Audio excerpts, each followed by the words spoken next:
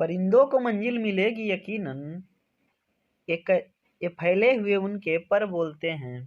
परिंदों को मंजिल मिलेगी यकीनन, ये फैले हुए उनके पर बोलते हैं। अक्सर वो लोग खामोश रहते हैं, जमाने में जिनके हुनर बोलते हैं। हेलो डियर स्टूडेंट्स, स्वागत है आप सभी का आपके अपने चैनल ज्ञान गुरु एकेडमी में। बच्चों, आज हम पढ़ने वाले हैं क्लास 10th का इंग्लिश में पोएट्री का। बच्चों, आप लोग के पढ़ेंगे हम चैप्टर नंबर 3। पोएट्री में पढ़ने वाले हैं चैप्टर नंबर 3, जो कि आप लोग का बच्चों चैप्टर नंबर 3 आप लोग का जो है चैप्टर नंबर 3 जो है इसका नाम है द विलेज सॉन्ग, यानी कि ग्राम गीत। ठीक है, इसकी लेखिका है हमारी सरोजिनी नायडू जी। किसने लिखा है बच्चों इसको?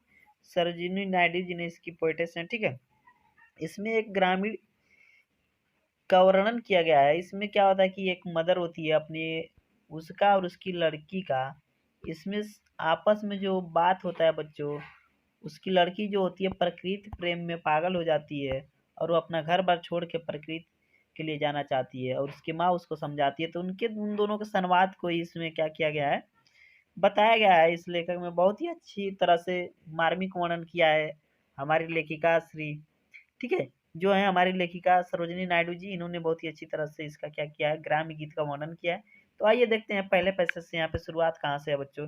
यहाँ पे आप लोग को पहले पैसेज से शुरुआत दिख रही है। हनी चाइल्ड हनी वाइल्ड, यहाँ पे आप पढ़ रहे हो, honey child honey wild, whither are you going, would you cast your jewels all to the bridge blowing, would you leave the mother who on golden grains had fed you, has fed you, would you grieve the lover who is riding forth to wed you। यानी कि बच्चों इसके कहने का मतलब है कि ओ प्रिय संतान, हनी चाइल्ड यानी कि ओ प्रिय संतान। उसके बाद फिर क्या कहा जा रहा है बच्चों, तुम कहाँ जा रही हो। यहाँ पे कहा गया ना वाइदर आर यू गोइंग, यानी कि तुम कहाँ जा रही हो। क्या तुम अपनी बहुमूल्य धरोहर, जो उसकी क्या है धरोहर है, उसकी जो बहुमूल्य धरोहर है बच्चों, यहाँ पे देखिए, would you cast your jewels to all the breeze blowing, यानी कि क्या तुम अपनी बहुमूल्य धरोहर धन दौलत को इतनी लापरवाही से बर्बाद कर देना चाहती हो। ठीक है, सभी चीजों को क्या करना चाहती हो बच्चों, इतनी आसानी से बर्बाद कर देना चाहती है। उसकी माता जी कहती है अपनी लड़की से, would you live the mother who on golden grain has fed you, यानी कि कहने का मतलब है, क्या तुमको अपनी वृद्धा माँ की कोई भी चिंता नहीं है, जिसने तुमको मूल्यवान स्वर्णिम गेहूं खिलाकर अत्यंत कठिनाई से तुम्हारा पालन पोषण किया है। गोल्डन ग्रेन स्वर्णिम अनाज, स्वर्णिम गेहूं खिलाकर हैज फेड यू, बड़ी मुश्किल के साथ तुम्हारा पालन पोषण किया है। क्या तुम वह सारी कठिनाइयां भूल जाओगी जो तुम्हारी माँ ने तुम्हारे पालन पोषण में उठाया, और फिर भी उसकी वृद्धावस्था में तुम उसको नितांत के अकेली छोड़कर चली जाओगी। Would you grieve the lover who is riding forth to wed you, यानी कहने का मतलब, क्या तुम अपने प्रेमी जो तुम्हें ब्याहने अपने घर ले जाने के लिए आ रहा है, ठीक है, lover who is riding with you यानी कि ले जाने के लिए आ रहा है, कि भावनाओं की भी परवाह नहीं करोगी। अत्यंत दुख होगा जब वह सुनेगा कि तुम जा चुकी हो। ठीक है, फोर्थ टू सॉरी बेटा, फोर्थ टू वेड यू जो तुम्हें ब्याहने के लिए आ रहा है, उसे अत्यंत दुख होगा कि तुम, जब वह सुनेगा कि तुम जा चुकी हो। नेक्स्ट पैसेज में देखें बच्चों, तो यहाँ पे लिखा गया है, mother mine to the wild forest I am going, यानी कि बच्चों ये क्या हुआ, हे मेरी प्यारी माँ, मैं मानो कि यह दुनिया छोड़कर जा रही हूँ। ठीक है, वह क्या कर रही है बच्चों, हे मेरी प्यारी माँ, मैं मानो कि यह दुनिया छोड़कर जा रही हूँ, त्याग रही हूँ, और वह प्रकृति जो मानव में अछूती है उसके संसार में जा रही हूँ, अर्थात मैं वनों में जा रही हूँ। Whether upon the champa boughs the champa buds are blowing, यानी कि बच्चों मैं वनों में जा रही हूँ जहाँ चंपा के वृक्षों की टहनियाँ हवा में झूलती हैं। चंपा के वृक्षों की टहनियाँ क्या करती हैं बच्चों, ठीक है, हवा में झूलती हैं। बर्ड्स आर ब्लोइंग, हवा में झूलती हैं। उसके बाद to the coil haunted river isles where lotus lilies glisten, यानी कि जहाँ कोयले प्रसन्नता से गा रही हैं, जहाँ नदी या उनके टापुओं के आसपास कमल अपनी रेशमी भव्यता में चमक रहे हैं। लोटस लिलीज ग्लिस्टन अपनी भव्यता में क्या हो रहे हैं बच्चों, चमक रहे हैं। The voice of the fairy folk are calling O listen, यानी कि कह रहे कि हे मेरी प्यारी माँ तुम सुनो। ठीक है, कौन बुला रहा है मुझे, voice of the fairy folk, यानी कि परियां मुझे शीघ्र आने के लिए पुकार रही हैं। ठीक है, अब अगला पैसेज देखें बच्चों, तो अगले पैसेज में आप लोग का ये है, honey child the world is full of pleasure, यानी कि इनके कहने का मतलब ये है बच्चों कि ओ मेरी प्यारी बेटी, मेरी प्रिय, क्या तुम नहीं देखती कि यह संसार आनंद से भरपूर है, क्योंकि इसमें विशेष सुख भरपूर है। क्या है बच्चों, इसमें विशेष सुख भरपूर है। O bridal songs and cradle songs and sandal scented leisure, यानी कि बच्चों कहने का मतलब ये है कि ब्रिडल सॉन्ग्स यानी कि इसमें विवाह के जन्म और आनंद सब हैं बच्चों। ठीक है, विवाह का जन्म के आनंद है जो कि गा कर नाच कर मनाए जाते हैं। इन संसार में श्रम और थकान को मिटाने के लिए दूर करने का भरपूर साधन है। ठीक है, यहाँ पे क्या बच्चों, भरपूर साधन है।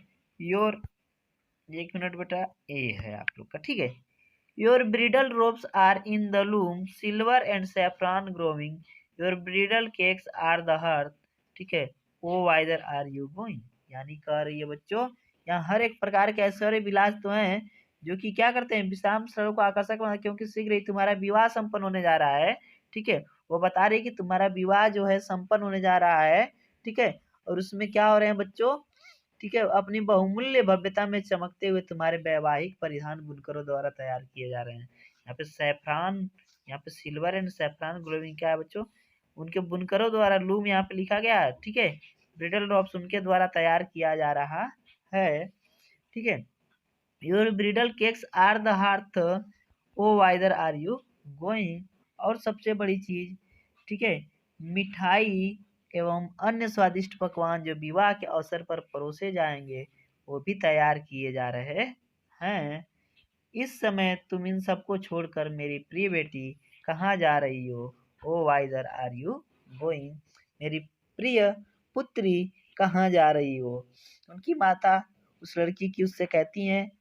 अगले पॉइंट में अगर देखें बच्चों, अगला जो आप लोग का पैसेज है, इस पैसेज में बताया जा रहा है, the bridal songs and cradle songs have cadence of sorrow. ठीक है, बताया जा रहा है कि जो लड़की कहती है कि हे मेरी प्रिय माँ, मैं जानती हूँ कि मानव संसार पीड़ा और दुख से भरपूर है। ठीक है, कह रही है कि मुझे पता है कि मानव संसार जो है पीड़ा और दुख से भरपूर है। सामान्य जीवन जिसमें जन्म, क्या है बच्चों, जिसमें विवाह और जन्म की खुशियां हैं।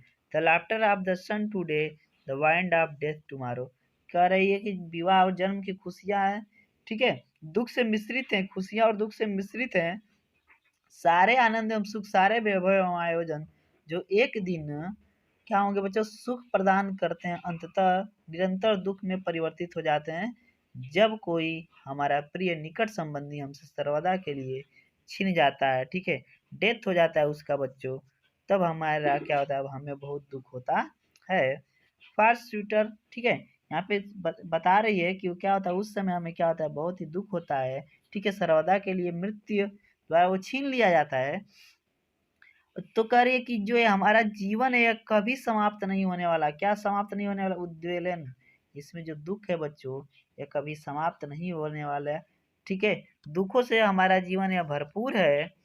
फार स्वीटर साउंड मी, एक मिनट बेटा, हाँ ठीक है, far sweeter sound the forest notes where forest streams are falling, यानी कि बच्चों अब देखिए वह वर्णन करने लगी है इस दुख और पीड़ा के जीवन की तुलना में, अब तुलना कर रही है आप अपने आदमी जो जीवन है उससे और प्रकृति से, कह रही है कि इस दुख और पीड़ा के जीवन की तुलना में प्रकृति की निकटता में जहाँ वनों का संगीत, ठीक है, यहाँ पे बता रहे स्विफ्टर साउंड है वनों का संगीत।